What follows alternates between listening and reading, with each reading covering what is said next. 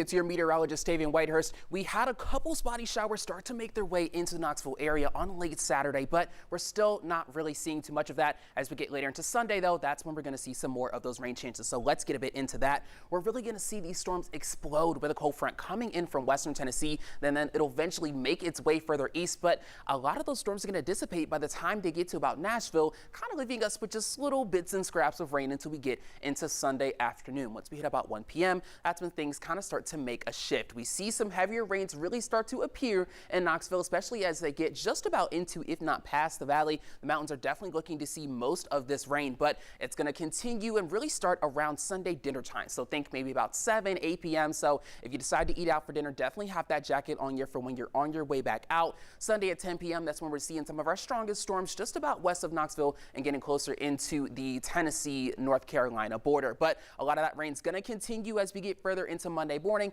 Should be mostly clear by the time you're waking up, and then by the time we get to Monday afternoon, the clear skies are going to be back as high pressure starts to take over again. But in terms of rainfall overall, really not much. It's not going to be a drop buster of any kind. Looking at about a 1/4 inch to a 1/2 inch with those higher totals again looking to be in the mountains. We get that rising air coming from the valley into the Smokies, and then you get more of that rain. But let's talk temperatures, because we're going to see a big difference from Saturday, which stays pretty comfortable and temperate in the mid-70s, getting into Sunday into Monday. We see about a 10-degree drop. You see around 66 degrees in Knoxville, and then we get into the Monday nighttime. The temperatures are going to get even colder. Here's a look at that 7-day forecast. It basically just drops further down as we get from each day. 64 degrees for that high on Monday with those breezy and cooler conditions, and still those slight rain chases in the morning. We get to Tuesday, even cooler. We have lows hitting 32 degrees. That is the freezing level. Tuesday night to Wednesday, 30. We're going to have that chance for frost, which could even bring the end of the harvesting season. But the good news is